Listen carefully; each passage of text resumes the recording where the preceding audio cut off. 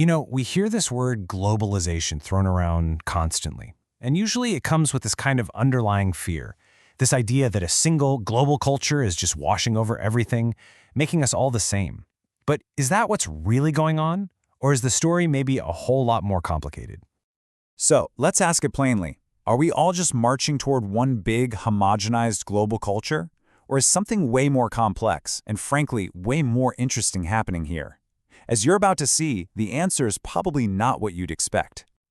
Okay, so the popular idea, the one you hear all the time, is pretty simple. You've got these huge forces like multinational corporations, the incredible reach of American media, and this global consumer culture. And the story goes that they're just unstoppable, erasing all the unique, local differences in their path. It's a powerful story for sure, but it's missing a huge piece of the puzzle. To really get to the bottom of this, first we've got to understand two big competing ideas that have been shaping our world for a long, long time: modernism and postmodernism. Think of it like this. For a long time, the dominant idea, what we call modernism, had a really clear goal: create order and unity. And nation-states, well, they often tried to do this by assimilating different groups, basically absorbing them into one single national culture.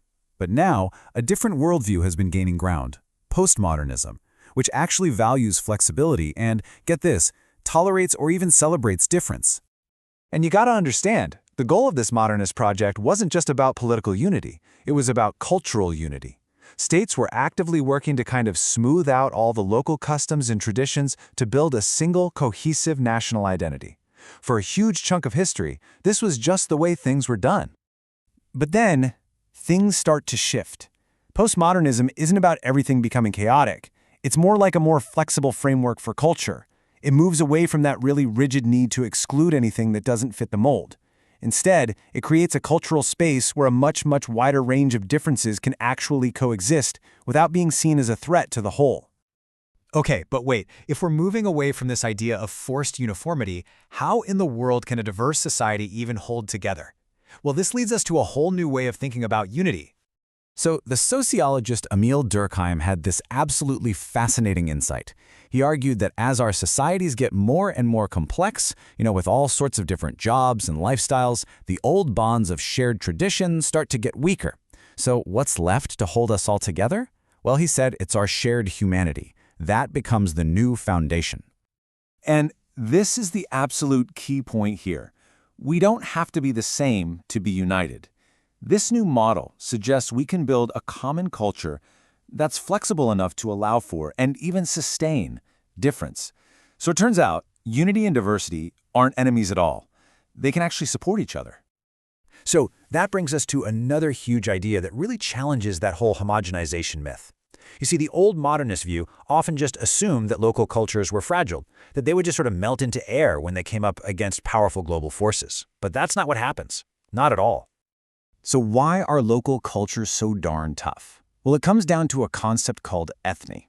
It's kind of related to ethnicity, but it's deeper than that.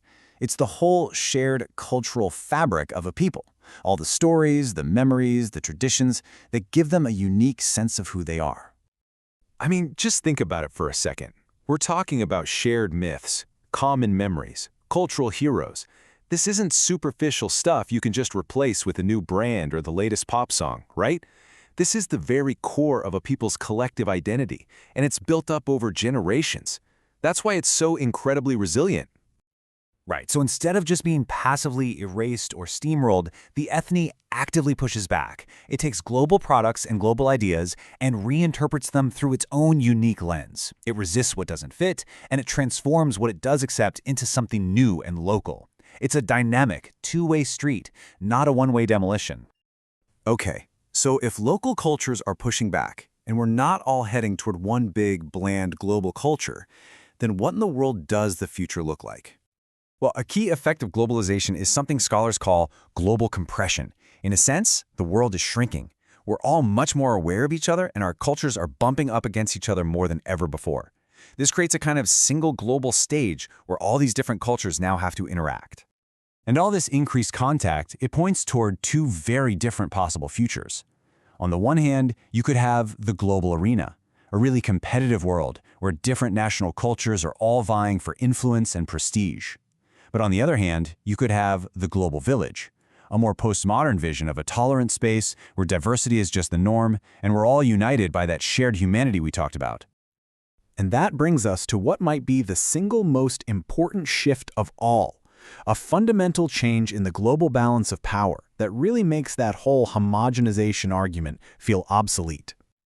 You know, for centuries, the flow of culture was pretty much a one-way street, flowing out from a few Western centers to, well, everywhere else. That era is over. The rest of the world, is no longer just a passive audience for culture. It is speaking back, loudly.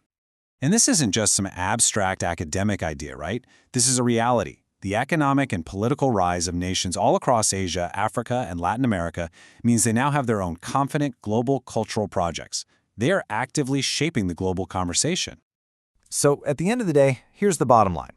Globalization is not a one-way street of westernization. It is a complex, multi-directional flow of ideas, images, and influence. It's a negotiation, a conversation, and yeah, sometimes a conflict happening on a massive global scale. Which leaves us with a final, really vital question to chew on. If the world is no longer being defined by a single cultural center, but by many, it forces us to ask, as this global rebalancing continues, whose myths, whose heroes, and whose stories are going to shape the 21st century? That is the real story of globalization.